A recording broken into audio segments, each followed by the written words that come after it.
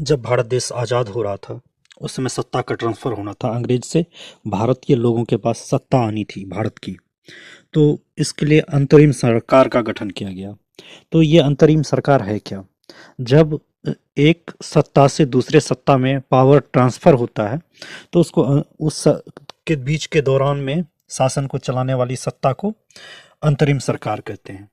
कि अब अंग्रेज हट रहा है और भारत अभी पूरी तरह से भारत का संविधान बना नहीं था और उसे पूरी तरह से बनाने और व्यवस्थित करने में और पावर को संभालने के लिए जो एक अंतरिम सरकार का गठन किया गया उसी को अंतरिम सरकार कहते हैं।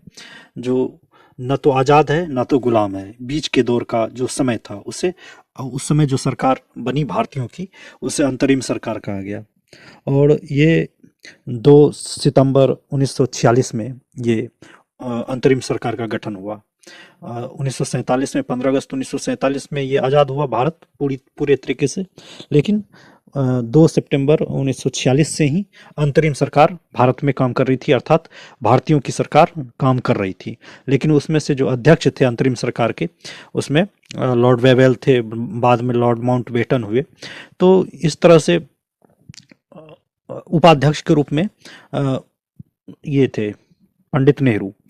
तो सरकार इस तरह से मिला जुला कर चला जा रहा था अंतरिम सरकार में पहले मुस्लिम लीग नहीं थी, लेकिन बाद में मुस्लिम लीग को भी जोड़ा गया उसमें।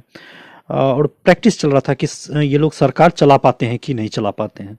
अंग्रेजों को लगता था कि भारतीय लोग सरकार नहीं चला सकेंगे और उनमें क्षमता नहीं है चलाने की।